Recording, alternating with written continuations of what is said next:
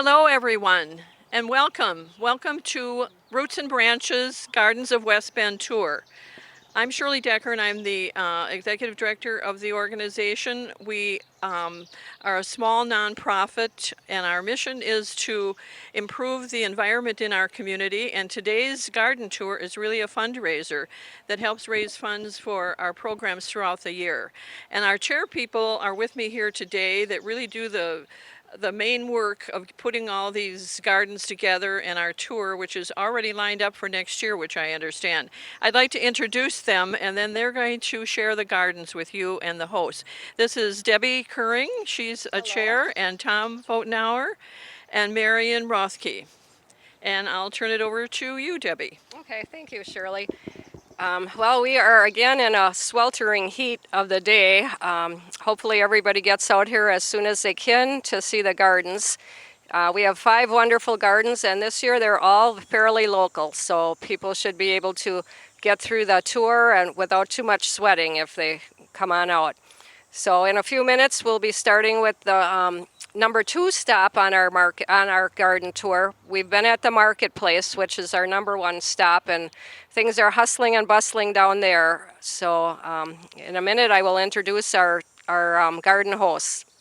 Hello there, folks out there. I'd like to introduce Rob and Ellen Charlier Anglem. This is our first garden. Rob has so graciously painted a rain barrel for our raffle prize. This is not it. Ours is down at the marketplace, but this is a sample with a different picture. So I'm going to ask, Rob has been an art teacher for many years, so he's got all kinds of paintings throughout the garden and lots of different arts kind of stuff. I'm going to ask him to start taking us on a tour here. Well, I'm glad everybody's here this morning on a very warm day, and we can start right over here. I got started early and with my mother, who is a teacher, and she was always in the garden working and showed tender loving care to all the plants that she had besides the ones that she brought into the house. And then I branched out after we moved up to this area. We have a bigger lot, and I have a Hosta Garden right here, some of my hostas, different varieties, color, textures. That's what I like to look at. I also paint the flowers that are growing in my garden. Over here is a peony painting that I did from the peonies that are no longer in bloom. And if we go this way, if you follow me through the garden, let me know if I'm going too fast for you. But the pergola right here that I built about 5 or 7 years after we moved into the house. The pergola I built 5-7 years ago after we moved into our house, and then I have a compost pile in the back. It's kind of hidden, so I don't want to show any of that, but I do have my ferns here and some of my succulents that I propagate. Can you tell us a little more about your bird bath with the succulents? The bird bath was given to me and Ellen when we moved into our other house down on 7th Avenue from my mother. And now what I do is I bring it in the wintertime. I have succulents in there and bring it into the four-season porch to house the plants. Very nice. So, but this will kind of give you a little bit of an idea of the garden. And we do have, some people will ask if we have problems with deer, and we do have deer, but I have not run into any problems with them eating any of my hostas. But we do have them where they go into the ferns and they bed down in there. Rob, you have a wonderful looking hat on here today. Do you have a story behind that? Yeah, you don't have to worry. They're not killer bees, okay? They're all I see some artificial. Lizards. Oh yeah, I do see bees, lizards, ladybugs, butterflies. And succulents parrots. are on there. Very nice. and I think there is a flamingo on there. Ooh. Okay, if we move over here um, inside the pergola, um, a lot of my plants I get from Steve Bemis, north of Batavia. Oh. Most of the plants that I get annuals for the potted plants here on my property I get from Steve Bemis. He's north of Batavia. And this is one of his succulent paintings. He put it in a frame, and he's going to be at the state fair this year with his display of all the succulents that he propagates. And if we move right over, This is a gorgeous painting back there, too. oh, that's the daisy. Yeah, Black-Eyed Susan, what Yes, do you call it? Black-Eyed Very Susan. nice. That really adds a lot of interest to the garden, Rob. And then these are succulents that are hanging on my pergola. And this year I tried something different. A friend of mine gave me a what's the stuff? Trumpet vine? Trumpet vine, but she also gave me a hops to grow on my pergola. So I'm kind of anxious to see what that turns out to be. And if we move down this way,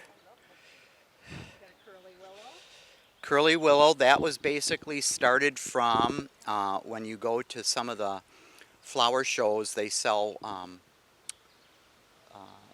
Little cuttings, right? cuttings and Yeah. I did see some of those at Lac Lorenz plant sale this season. the thing you have to do when that starts rooting is to put it right in the ground right away with the root system starting. And then it will take off. Not in a pot, Just in the ground. And then over here, it's basically butterfly garden. Most of my hybrid daylilies are starting to open up, which is really great for this garden tour.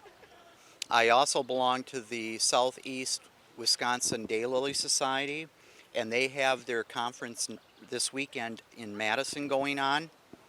And a lot of the interesting daylilies that I have here are really hybrid. And the Southeastern Daylily Society also helps out at Lac Loran with some of the daylilies down there. And they donated quite a few daylilies to that garden. So if you get a chance, go to Lac Loran also. Rob, should we head up to the deck here? Oh, Do you sure. wanna maybe head up there?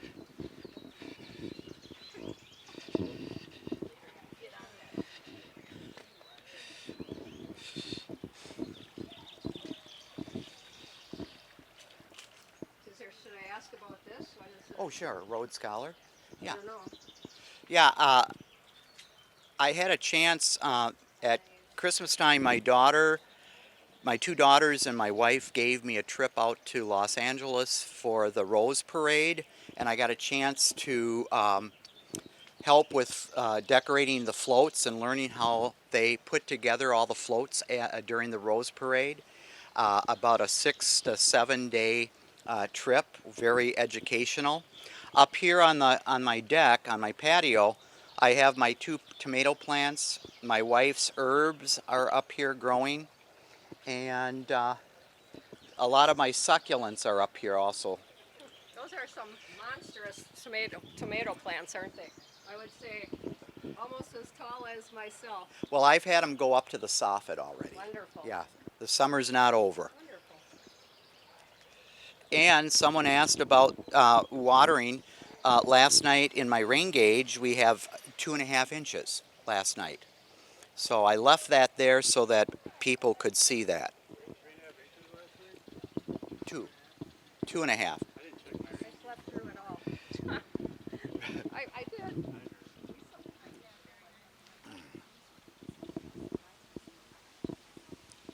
What do you got here? This isn't a garden, it's a botanical master.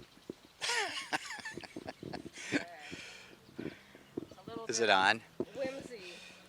This is an area where it was infested with invasive plants, and When I went up to Madison this fall, winter in February, there was the Southeast Wisconsin invasive society that was up there, and I told him and I showed him a picture of one of the flowers that I had growing in my, and I thought it was believe it or not, a dandelion, which it wasn't. It was a very invasive plant.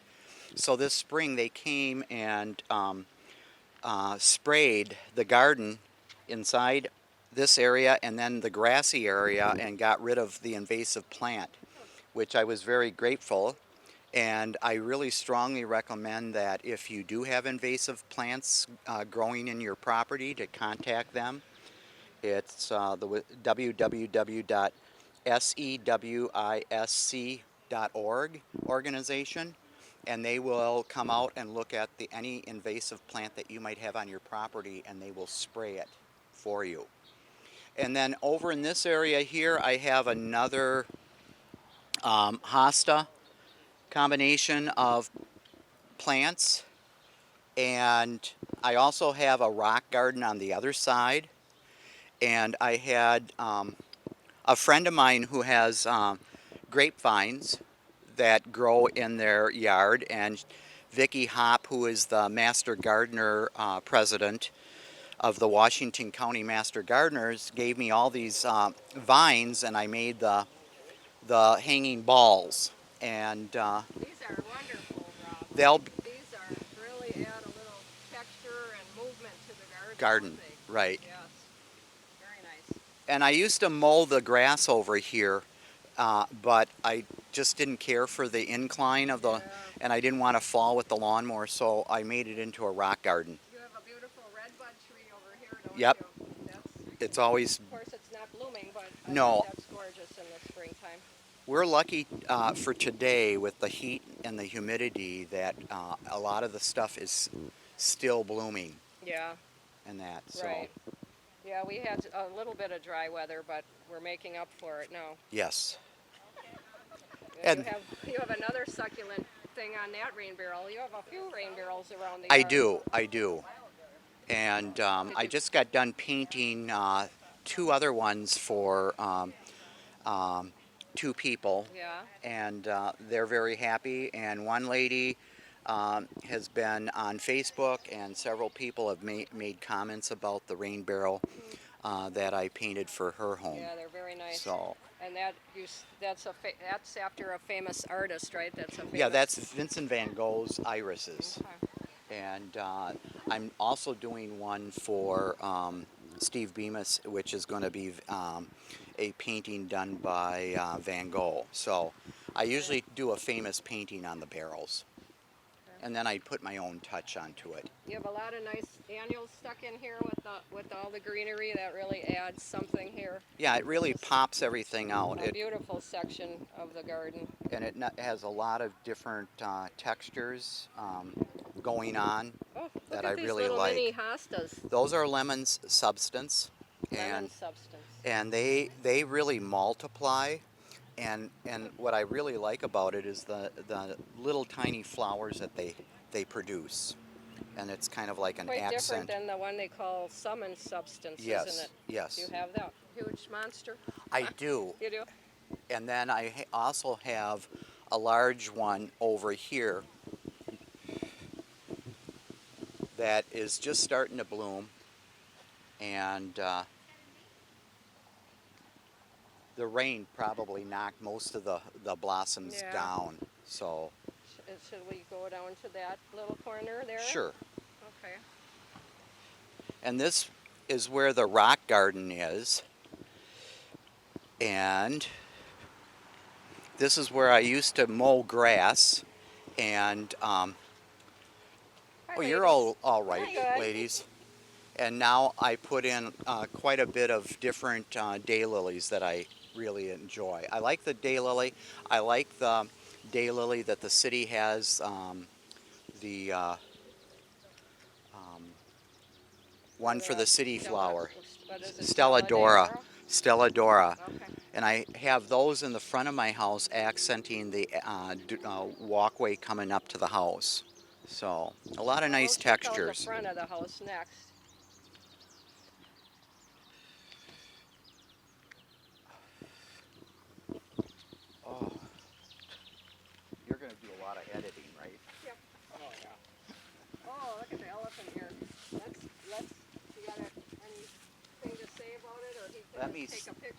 me stick this up, stand this up. It blew over last night.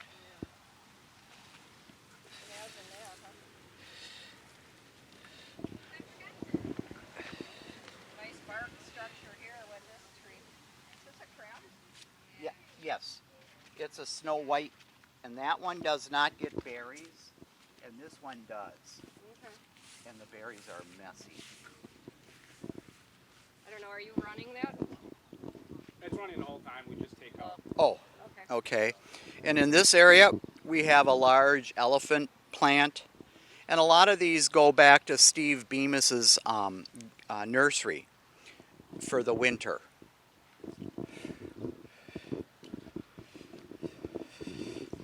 And a lot of my yard art that I get, like this bird bath, that was being thrown out by a lady. This one up here? Yes, and what I basically did was I took it all apart, I brushed it with a steel brush, and then I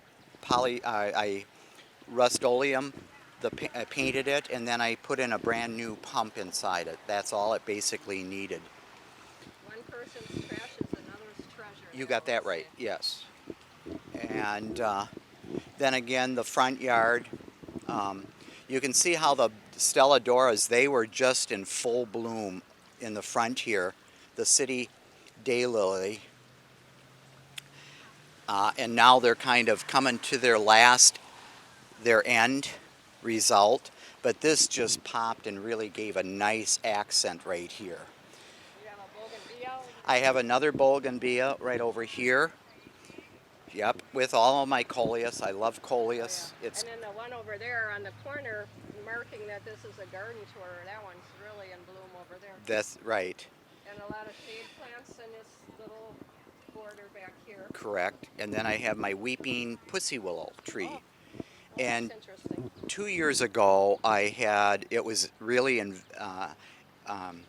had a lot of the Japanese beetles, Oh. and it's just stripped all of the leaves completely off of the plant. How are you doing with those this year? I think? Well, I put in an insecticide into the grassy area Okay. to take care of just the beetles. Does it seem like it's worked? It has, and what I found that works for me is the spray, and I mix it. It's number 8, and I mix it with water, and I have it in a sprayer, and I'll spray the leaves and everything else. Okay. So, Well, good. Thank you for that tip. and then this is basically the coming to the end of the tour, and I was kind of hoping my hydrangea tree would have been popping Almost, with the not heat. quite, huh? It'll probably pop tonight or tomorrow. Of course. Who knows? Well, tomorrow's still the garden tour. That's so right. We can hope for that. That's right. Well, thank you, Rob. Is that about all you want to show us? Yeah, that's it. Okay. Rob has some wonderful informational posters around his yard. I see there's one on monarchs over there, a couple different things on monarchs. So he's done a lot of work for us, and I hope he enjoys his day and talking to people. So I'll see you I at do, the... if I can, I'd like to make one little. The other thing, it just popped in my head because you had asked me earlier of how I got really started in it. When I was real little, I come from a family of 4 brothers, and Mrs. Clennard lives next to our apartment building, and she came over and asked my mother if we would pull weeds, and of course at that time, pulling weeds. If you pulled 10 weeds, she would give you a penny. Well, back, and I won't tell you my age, back then a penny was really worth a penny. And it just so happened that I was pulling weeds, and of course Mrs. Clennard would always count the weeds that I pulled to make sure that I had 10. And there was a lady sitting sketching her garden. Mrs. Had a large vegetable garden and flower garden. And my mother took a picture of me sitting there, and it wasn't until I did a presentation at one of my mother's women's clubs that she gave me a picture, and she said, "Do you know who that lady is in the picture drawing?" And I said, "I don't know," and it turned out to be George O'Keeffe. a very, very famous painter Wow. from, and she does a lot of flower paintings. So the flower painting and the gardening might have rubbed off on me. Well, it certainly sounds like that's where you got your inspiration, I did. think, huh? Yes. Yeah. Well, that's a wonderful story. Um, Thank you again, and we're going to head off to the next garden. Okay, enjoy. Have We a great will. day. Hi, I'm Tom Fotenauer with the Roots and Branches, and I'm on the committee for the garden tour this year. And I get the pleasure of introducing our second garden in today's tour, the Grandma's Gardens, the gardens of Carol and Jim Stoltz. Um, and, uh, and she was a sometimes reluctant um, host, but you know, her garden is so great, and we got to talk her into showing us to us today. Well, thank you, Tom. Our garden originated actually as a lawn, a very large lawn. And as we continue, you'll see this was not garden, lawn. And I didn't want to cut all the lawn. So I said, let's get a vegetable garden started. So we started a vegetable garden, and that worked very nicely for a while. And then we had children. And then children needed some barriers, and our barriers were not going to be fences, wooden fences, they were going to be natural fences. So we put the trees in, we put the various shrubs in to keep the children from getting into the roads and getting hurt. After that, I thought we needed some more color, and the color just came about naturally. I found some plants at Roots and Branches at many of their sales, and then everything just started to develop. The hostas came into place, the various geraniums, the daylilies, and then I found some other plants that I liked. I love daisies, so I put a bunch of daisies in, and then the rudbeckia came in, and that's about it. This year, however, we found, or actually last year, we found that our fir trees were starting to just not get enough light. And so consequently, my husband said, we're going to take them down. I said, don't. So let's just take the branches off. And I had our grandchildren paint birdhouses and bird feeders for us. And we put them on the remaining portion of the trees. And so that is one of our focal points of our yard.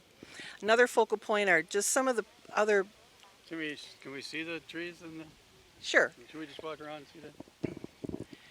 As you can see, the birdhouses are really colorful, and the stumps from the trees, I think, add a lot of interest.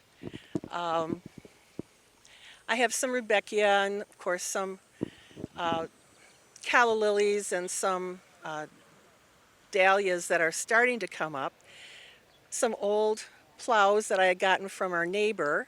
I said, you really need this plow for your vegetable garden, so he lent us that, and then he decided to give it to us, and we said, thank you very much. So this area is fairly new because of the. This is of all the trees. new. We took the trees down, The and tr- so we had to find exactly. something to do with the area underneath. Exactly. And so this, I guess you want to call it a work in progress, but if you look around the other portion of the yard, you'll find some potentilla that I can plant in here. I really like perennials. I spend half of my week up north golfing, and I enjoy golfing a little more than planting sometimes. So anyway, this has been a labor of love, but I enjoy it, but you know, it's a job. And my son, one of our sons, lives kitty corner from our house, so the kids come Yeah, let's go through. over and show them that. As we're walking here, you'll see some of the potted plants I just have for a little additional color. The black-eyed Susans are coming up. I made a little pathway for the children because their house is kitty corner from our house, and this is their shortcut to Grandma's house. And they cut through the garden. That's right. They cut through the garden, and they enjoy that. And so consequently in summer as well as in winter. They get their own private path, huh? Yeah. And our granddaughter cuts our lawn, so we're happy with that. We kind of get them involved as much as we can. The rest of the yard is I have along the, I don't know if you can see it, along the back lot line, I have buckets. And those are Amaryllis that I'm growing. I started out with one of them, one Amaryllis, and I didn't have the heart to get rid of it. And then it continued to multiply. And around, end of September, beginning of October, I'll bring them in and put them in the garage, throw a black tarp over them, and then let them sit in our garage until probably beginning of November, middle of November, and then I'll bring them in our sunroom, and then hopefully they'll be blooming by Christmas. Usually have in the past. I don't know why they wouldn't. So they bloom around Christmas time. Yes. Do you bring them out in the house? I put them right along the sunroom window so people when they drive by can look at them. Very And that's and then I like to keep plants from one year to the next. As you'll see, I have a poinsettia plant that I got from our kids last year and a Easter lily that I'm continuing to keep. And then if you walk, as you walk over here, you'll see the daisies. To my right, you'll find the daisies exactly out of our porch, and I really like daisies. So they're in great abundance. Shasta daisies over here. The Shasta daisies, correct. And I thought the black petunias were kind of a nice contrast to the white Shasta daisies and the red geraniums. So I put those in there. The Japanese lilac bush was given to me by a friend I'd say at least 10 years ago. It started off very small. I nurtured it in our sunroom, and then finally when I felt it was strong enough to continue, I put it out there. Let's see, where else? We can't get rid of our vegetables. So on our deck, my husband has his tomato plants. I have a pot of potatoes. We have herbs. And then if we follow over here, this is really a woodland garden, some people call it, because in the early spring I will have lots and lots of allium. And as you see in the picture, I took a picture of the allium as they were blooming in full color. They were really beautiful, and this whole area in the back was filled with the allium. Then as they dwindle, then I will have the hostas coming through. So you paint, you cut off the bulbs and you paint them silver and put them back in there, the allium bulbs? I didn't do anything to the allium. I just sprayed them. I just sprayed them. I sprayed them, and that was it.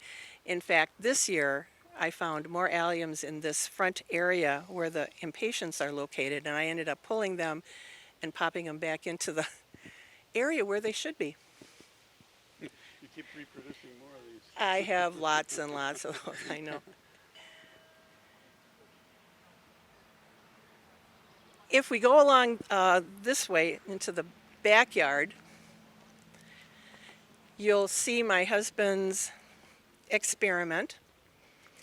He decided to take some gutters, and he and our oldest granddaughter built a frame, and on one side he has lettuce and onions, and he's gotten tomatoes over here that he's going to be transplanting into pots later, and then in the fall and winter we'll take them indoors and see how they land and if they grow mature. So you use gutters and He filled them up with soil. and you got onions here? We have onions and lots of lettuce, and we're not real sure what's under there. I didn't help him plant that, so I'm not sure what it is. Could be a radish of some kind. Who And knows? you have some plants on And we have flowers on the other side, which it. You got- turned out you got pretty like a good. little greenhouse thing It going is. on It's here. it is nice. He did a good job. That's unique, huh? Yeah, it's different. It's different. And like I said, we experiment a lot with things, so he's got ideas for next year too. So good morning again. We are now at our garden number 3, the Hosta Gardens of Sue Russell and John Pankow. And we're so happy to be here, and Sue was able to come at the last minute in April when we were still looking for a last minute garden, and we are so thankful that she came through for us. So this is Sue. And you didn't even have anything to look at. Nothing was growing. They had took this on nothing. a leap of We faith. had nothing to look at, but we made a good decision. A leap of faith. So the house itself is 100+ years old. And so are many of the trees on the property. And we had to work with a lot of shade. Originally, this big pine behind me was all the way to the ground, and the previous owners were using it as a compost pile. There were yews that came halfway up the windows at the front of the house. You couldn't see out the windows. And there were arborvitae all the way down this side. So the only plants that started here and stayed here are the ferns, which we'll see. So we had to work with a lot of shade. And there also were 3 mature trees out on the front, which kept shade off the front. Those came down due to disease. So now we have some fresh flowers, but we mostly have to do color with pots. So in all the shade and all the pine residue and pine needles, hostas seem to be the best fit. So my 2 favorites are right behind you. The Empress Wu, which in another 2 years maybe should be another foot tall. That's the largest variety. We have the Hosta Circle, which until last year had a huge maple tree over it, which aged out at about a 70-year-old maple, the arborist figured, and that died. So now the hostas aren't quite as happy with all the sun, but we're going to make it work. Well, a lot of people think hostas don't grow in sun, but they really do. It's just that They sometimes get brown. burn leaves, out, burn yeah, out. yeah. Or the colors will change. Some of the blues kind of fade out. They're not as blue with a lot of sun. So then we come down to the ferns.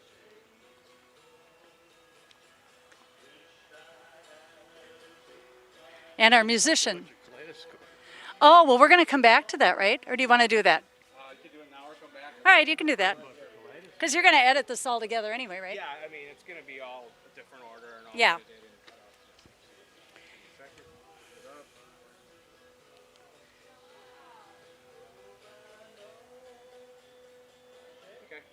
So I decided I needed something fun for the neighbors.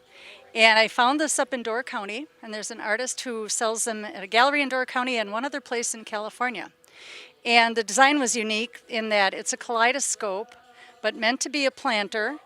And as the pot turns, your views, what you see in that kaleidoscope, changes every day based on how the flowers are growing.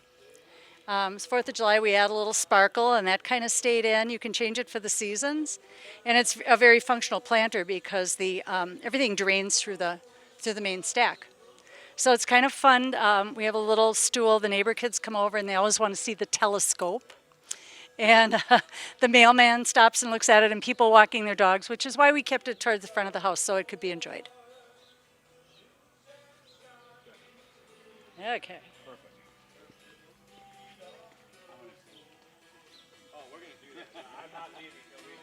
I do it every year when I plant it.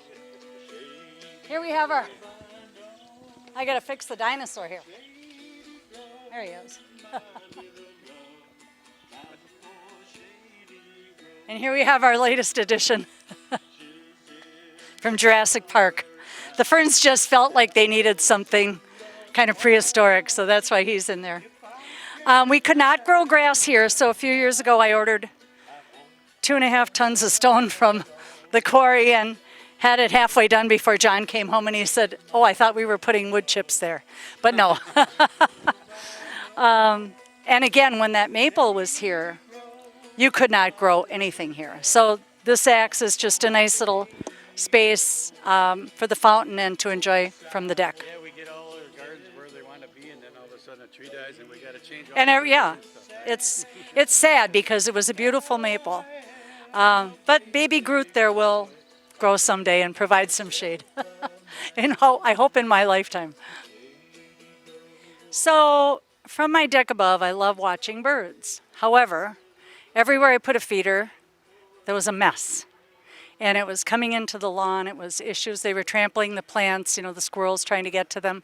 So I decided to take advantage of having these old pines and strung them all in one place. And now, no matter what drops down there, if the seed decides to germinate, it's very easily removed. In fall, I can take a shop vac and get the remainder of the seed out. And I don't have to look at any of the mess from up on my deck, but I still get to see my birds. So again, down here, a lot of old pine. These in particular, these big ones behind me, are very, very old, and we couldn't grow anything under there either because of the pine needles constantly dropping. So once again, hostas, the answer to everything. And a little color with some pots. Oh, you're dragging green begonia on the stand. Now, how'd you make, didn't you make I made the stand. I didn't want to spend $100. I'm cheap. So I bought some sonotube, which is what they use to put concrete footings in, and got some color for cement, mixed some cement, and poured a pedestal. So it works. And the dragon wing begonias give you color in that garden, so they do good. Oh, I'm sorry. Oh, Okay. yeah. So again, just enough color back here. And same thing as we go to this side over here. We just lost 3 more pines last year. So we were not even able, literally, to grow grass here now till we had some sun. So this was another experiment. We left the stumps in. And once again, I do get a little sun back here now so that I can have some perennials that need a little bit of sun every Did day. you build that whole stone wall yourself? Well, John did. Your husband? I do the paving, and I put in the little stones, and he did the big one. Yeah, that's That was timbers like this over here, but they were rotting out, and the wall was coming down. So that was a production. You know, but again here, unable to grow grass because of the pines. We have a lot of roots. The old farm foundation wall there was an initial problem too. That under the cranes, that cement literally goes underground under that root and extends past the garage. So every time you dig over there, you hit some part of the foundation somewhere. What is that big? That is an angel trumpet tree. And this one happens to be pink and white. And the one behind it, if it was blooming, would be solid yellow. Yes, you can take them in, and what you do is you put them in the darkest corner of your basement, and you stop watering them. And they will go completely dormant and look like perfectly dead sticks when you bring them out in spring.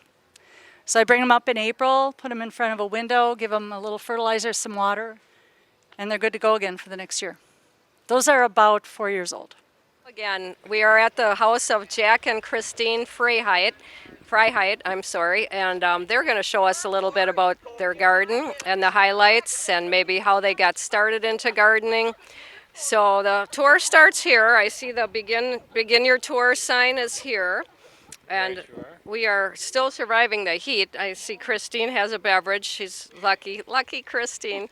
So Christine, would you like to do some talking as we walk through? Sure.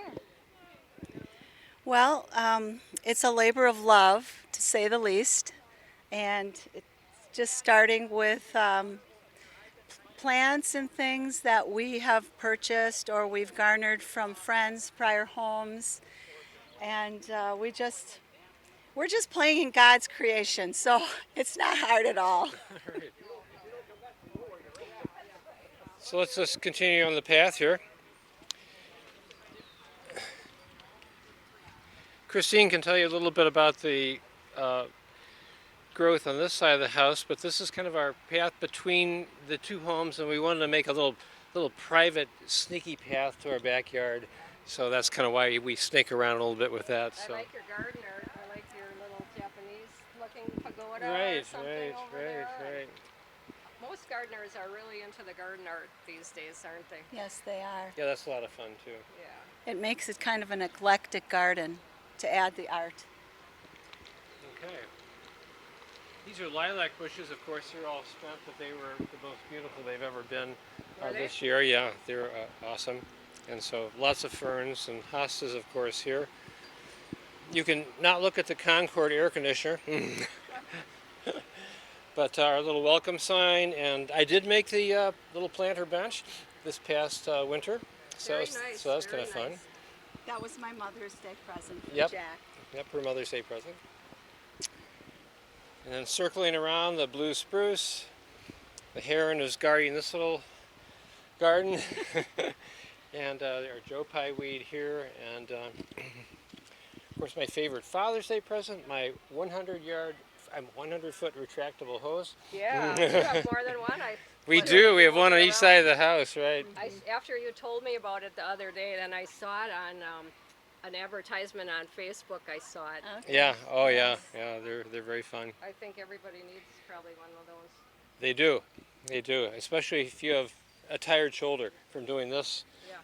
20 times a day.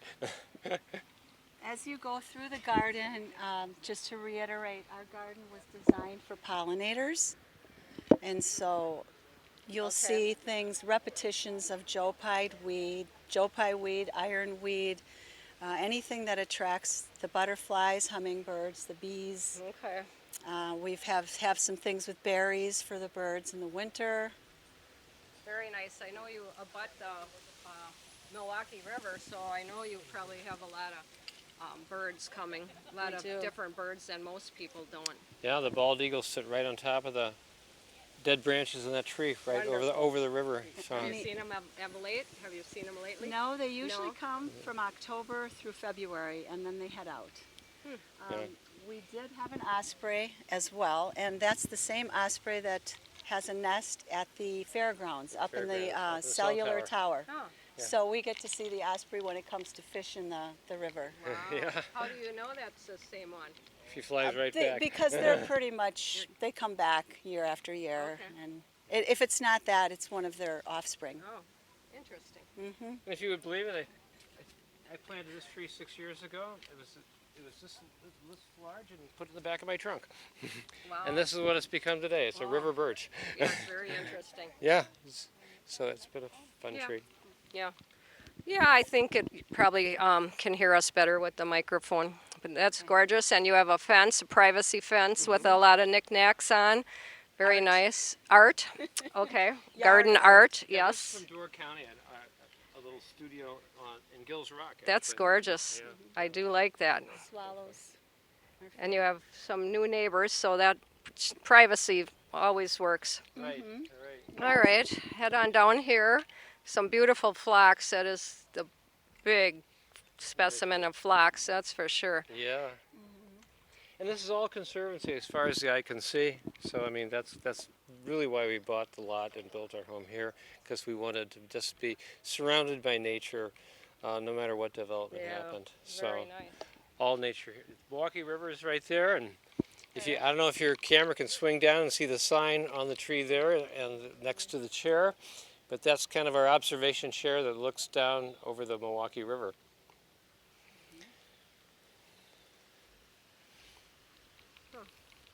So, Chris, you wanna? Oh, I see. You actually see it? have a path down there. Continue Yeah, you go- way down there. Yeah, you see, you go through the arbor, and there's the footpath here Okay. that goes all the way to Gonerine Park. So they're headed down there Yeah. now. So Shall we go down this direction? yeah, we can go down here and then back around over here. But you can take them down there, Chris, if you want. First, continue the tour here. Where do you want to This go? little Continue landscape tour here. island here.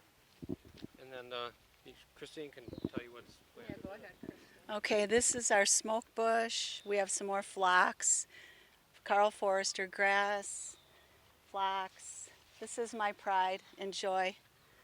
Rattlesnake master. Not many people would love this plant, but it's very unique. It gets these little spheres, and they turn little white flowery spheres. Then we've got the bergamot for the bees and pollinators. It's a version of a bee balm, bergamot. And we also have the bee balm back here. We have this invasive species called gooseneck loosestrife. However, I love it. Look at the little face on them. What's not to love? Plus, you can control anything that's in you. I have been controlling it. And this is my Yarrow, really pretty variety. Another Joe Pye weed, just because. Can't have enough for the bees and the birds. So, I like these pedestals here. You guys were creative and made a beautiful little pedestal with plants on it. mosquitoes, yeah. I've been meaning to do something creative, but it's never happened yet. It's pretty easy to just link those Yeah. blocks together. Those concrete. Those are from Menards. If I can give a plug. Very nice. And then the bird feeders on your arbor with some honeysuckle vine. Is that Yes. all for the hummingbirds? Yep. There you go. We have a little resident in this house too. A little wren house. They're a fun little bird to have. Noisy. Do they wake you up? They do. And we have our mint garden for iced tea. Yeah, we like it equally with all our trees. This is our newest one. That's the autumn blaze pear tree. The one that's staked up. That was just planted in June. We really love our mature trees. Explain this one. Is this This is a variegated maple, very nice? and I love the little tipped leaves that happen. How come they don't all have that, I wonder? They start out all having that, and then they kind of change. If you look at the leaf, you can see how it's evolved too. It was the light color, but then it starts to turn. Okay, and you have a little prairie next door. Yes, we do. That's kind of our prairie restoration down there. How did that come about? Extras, Oh, ex- extras? Okay. extra yard things. It's like, put it in the prairie. And it actually will, I think it'll turn out nice when, Yeah, it looks nice. when we get it going. Is that your property or? No, it's a conservancy. Okay, So so, nobody will build there. It's okay.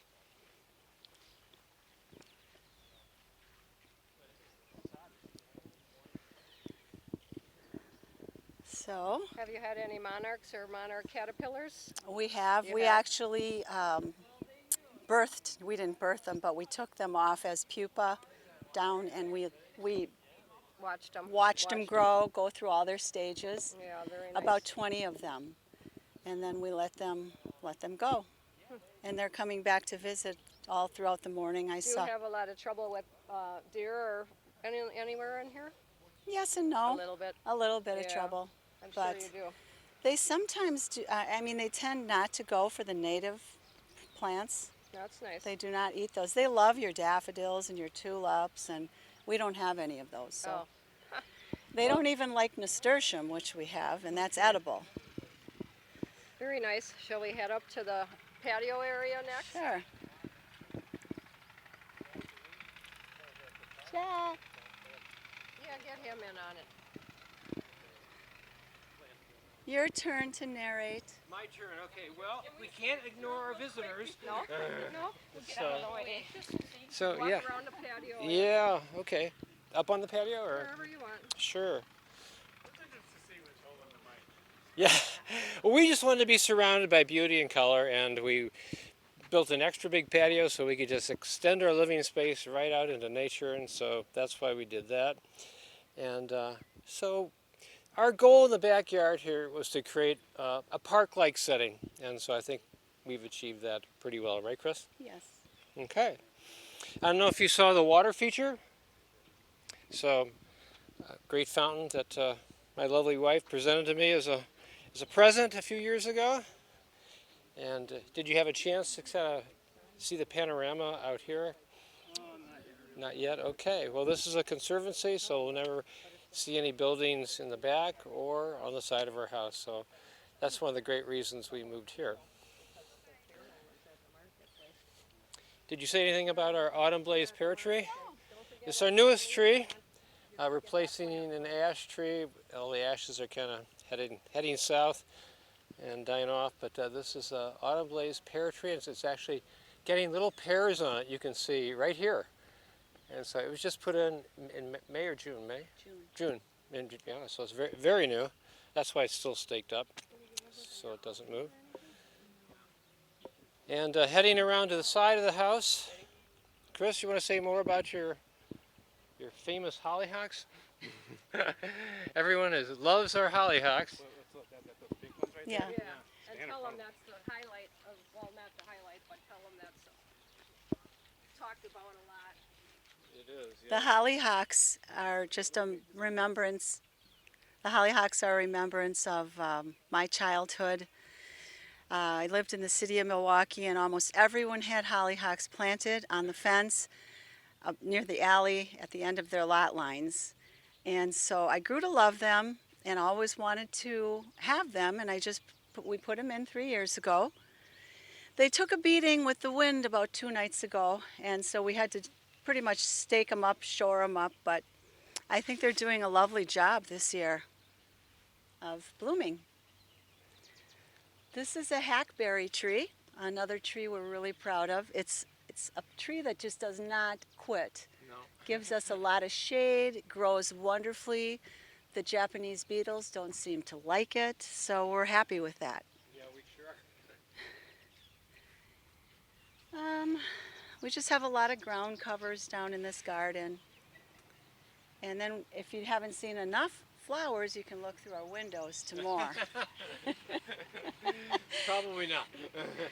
You mean your house has got just as many flowers Yeah, as look. your outside? Yeah, you can see them from I here. can. Yeah.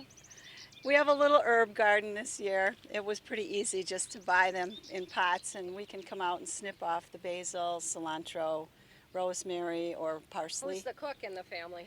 We both like to cook. Well, But last night I used the basil on some tomatoes and Okay. balsamic. Another honeysuckle and another of our famous hoses. Oh, yeah. I bet. That's got to be a lifesaver. It is. We couldn't have done the tour without it. We really couldn't. And up here, Jack, you want to talk about Why'd you say something about this beautiful garden? Well, this is the Cornflower Garden, and the bunnies loved our cornflowers. Up until last night, this was covered with chicken wire. Good. I never knew that bunnies liked coneflowers. What's to like? I mean, they're rough to the texture, but and then this lovely one, we were presented with that by Roots and Branches, and we love that little addition to our coneflower. That is a Mexican hat coneflower. Oh, good. You had just the right spot for it. I did. Yeah. There's not a bad spot for a flower. No, but it fits right in with the Yeah. rest of the Yeah. It cornflowers. does. It does. Oh, wonderful breeze here on this. I don't know. What does it feel like? 105 today? Yes. It does. You want to talk about the And then your flowers in back are mandevilla? Mandevilla, yes, thank you. And we have an Oriental Lily that we were hoping would blossom for today, but probably next week. Yeah. You know, it does look like it. Yeah. Do you So try to keep the mandevilla over winter? no, we have never done that. Can you? I would assume so. I have not tried it myself, but I don't know. A lot of people do a lot of tropicals. You know, they keep them inside. So Yeah. It's a thought. Well, yeah. Okay. all right, here's a beautiful. With our I know little- you have an addition to your yard a year ago, huh? Not even a year ago. This tree is Oh, this is like Actually- 5 years old. 5 years old. This is 5 years old. Okay. We've just had challenges with it for the last 4. Yeah, this is the one, with the I know. Yeah, they've had some challenges with it, but it's looking pretty good right now, I think. So It is, yeah. I think we'll keep our fingers crossed for that. Yeah, well, I want to thank you two for hosting the garden tour. welcome. I hope you had a good time with it, we did. and hope you got to meet lots of nice people that enjoyed the same things you did.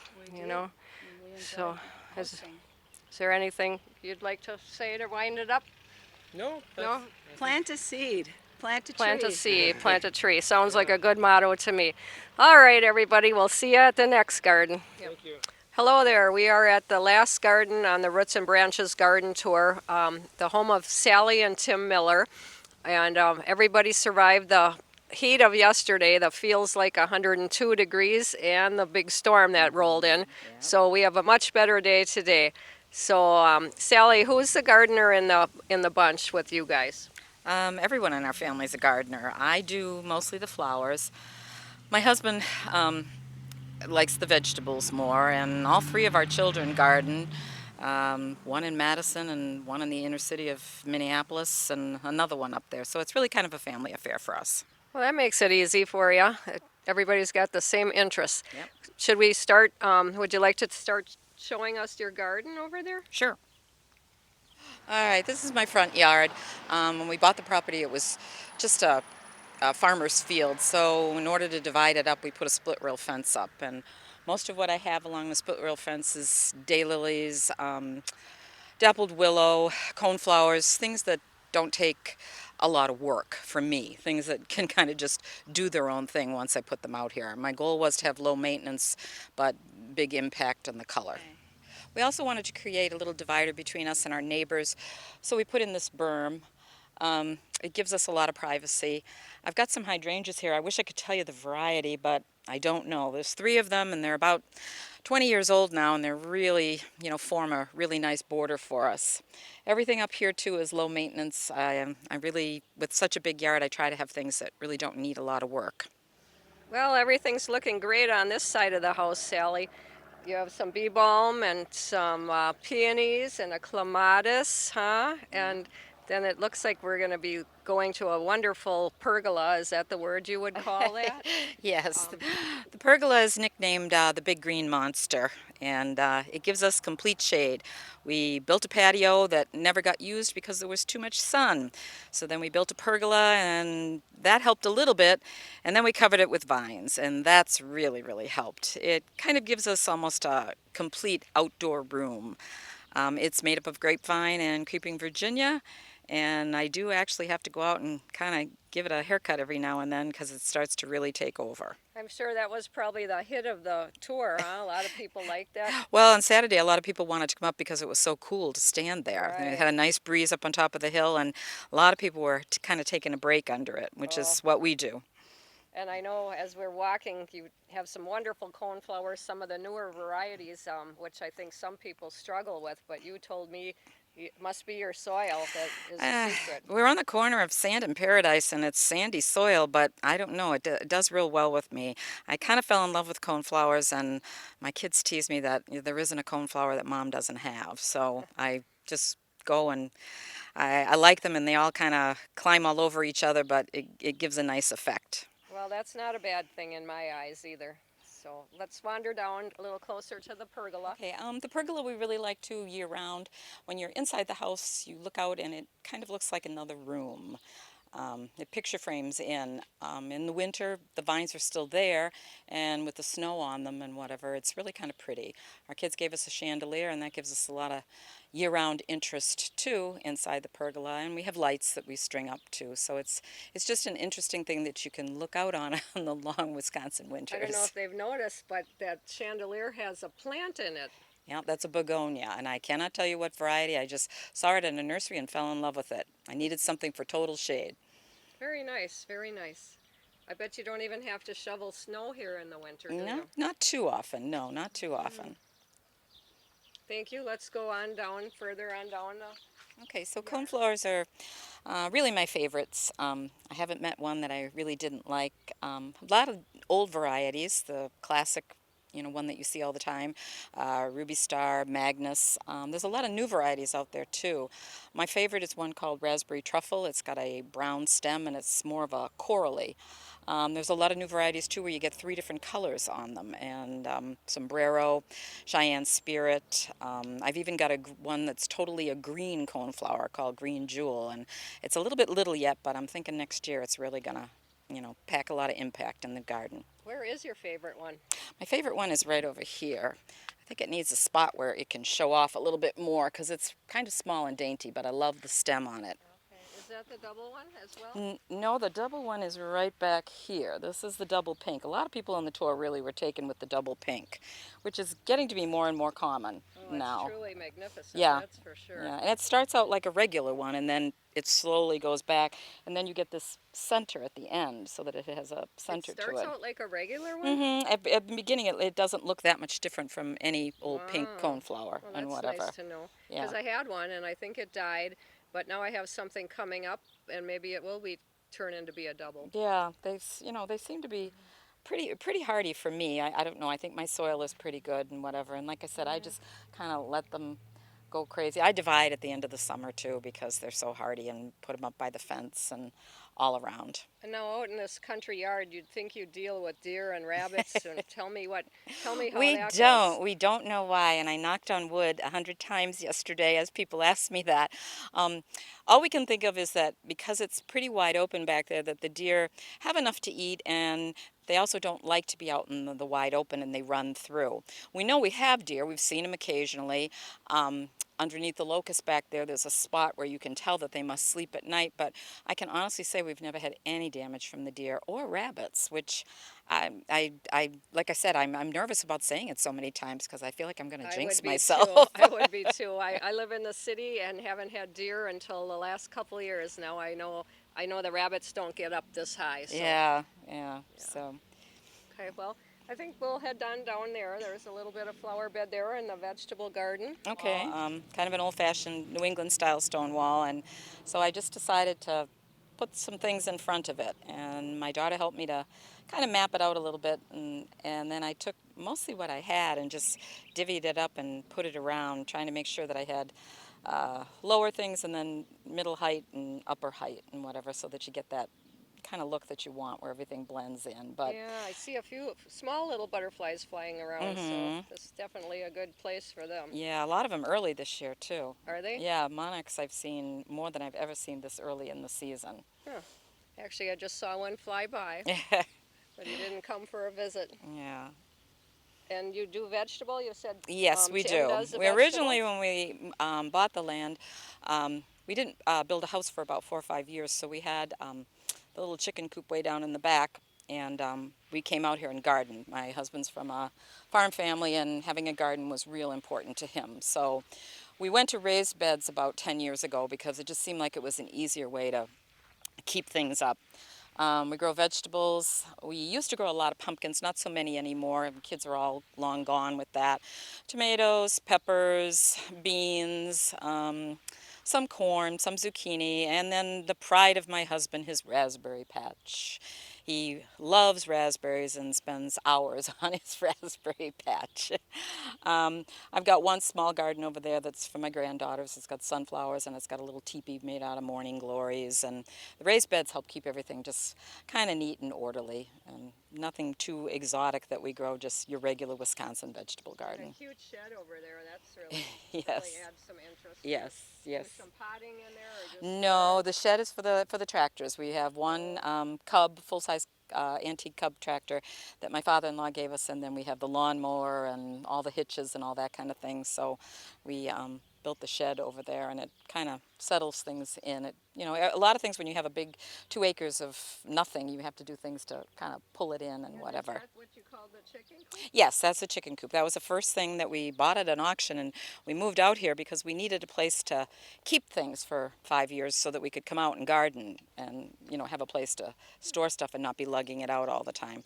We don't use it too much now. It's got a couple of old wagons in it and whatever, but it marks the end of the property too. We've got 3 or 4 apple trees down there, and we do cider in the fall from our apple trees. Oh, wonderful. Most gardeners do something with their fruit, vegetables. Yeah, yeah. One year a lady, she made herb cookies. Oh, okay, yeah. The apples, they tend to be a little bit scabby, so they're not the best eating, but they're great for cider. Really, really good. And what kind of birds do you have in these birdhouses? Mostly bluebirds, and I think we have them because the neighbors on both sides also do bluebird houses, and I've heard that that's the best way to get bluebirds is to have your neighbors in on it. I've got a Marten House. It's a copy of the Marten House that was at my husband's family's farm, but we've never had martins in all the years that we've been here. I couldn't tell you what's up in there. Probably sparrows or something. Yeah. We've never managed to get martins, but bluebirds we get on a real regular basis. That's wonderful. I hear a beautiful singing bird, but I don't know who it is. Yeah. Well, thank you, Sally and Tim, for hosting your garden this year. We had a wonderful selection of gardens this year, and we're already working on next year's gardens. And so if anybody out there knows of anybody that wants to be in on the tour, contact Roots and Branches, and we will put you on our list for future gardens. And I want to thank everybody, the volunteers and the sponsors and all the garden hosts for this 2019 garden tour. Hope you all had a great time. Thank you.